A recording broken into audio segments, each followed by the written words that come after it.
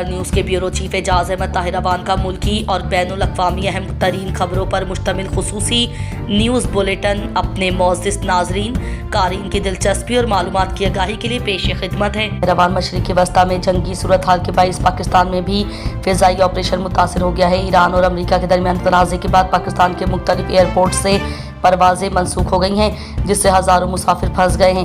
Pakistan international air lines PIA نے خلیجی ممالک کے لیے اپنا فضائی آپریشن معطل کر دیا ہے، جبکہ سعودی عرب کے لیے پروازیں جاری ہیں لیکن ان کے روٹس تبدیل کر دیے گئے ہیں۔ متاثرہ ایئرپورٹ سے کراچی ایئرپورٹ، لاہور ایئرپورٹ، اسلام آباد airport, Multan airport, Sialkot airport منسوخ پروازیں، متحدہ عرب امارات، بحرین PIA دوحہ اور کویت کی پروازیں، قطر ایئر ویز کی کراچی یا لاہور اور اسلام آباد کی پروازیں، فلائی دبئی کی کراچی، ملتان اور سیالکوٹ کی پروازیں بھی متاثر ہوئی ہیں۔ وزیر اعظم شہباز شریف اور صدر آصف علی زرداری نے ایرانی سپریم لیڈر آیت اللہ علی خامنہ ای کی شہادت پر زور مذمت کی ہے۔ انہوں نے کہا ہے کہ یہ حملہ ایران کی خود مختاری اور سالمیت کی خلاف ورزی ہے اور اس کی سخت مذمت کی جانی چاہیے۔ صدر آصف علی زرداری نے ایرانی قوم کی ثابت قدمی کو سراہا اور کہا کہ پاکستان ایران کے ساتھ کھڑا ہے۔ وزیر اعظم شہباز شریف نے بھی ایرانی عوام کے دکھ میں برابر کے شریک ہونے کا اظہار کیا ہے۔ پیپلز پارٹی کے چیئرمین بلاول بھٹو زرداری نے بھی اسرائیلی حملے کی مذمت کی ہے اور کہا ہے کہ یہ حملہ خطے کے امن و استحکام کے لیے سنگین خطرہ ہے۔ وزیر اعظم شہباز شریف کا روس کا 2 روزہ دورہ منسوخ کر دیا گیا ہے، جس کی وجہ خطے کی بدلتی ہوئی سیکیورٹی صورتحال ہے۔ یہ دورہ 2 مارچ کو ہونا تھا لیکن غیر معمولی حالات کے پیش نظر اسے ملتوی کر دیا گیا ہے۔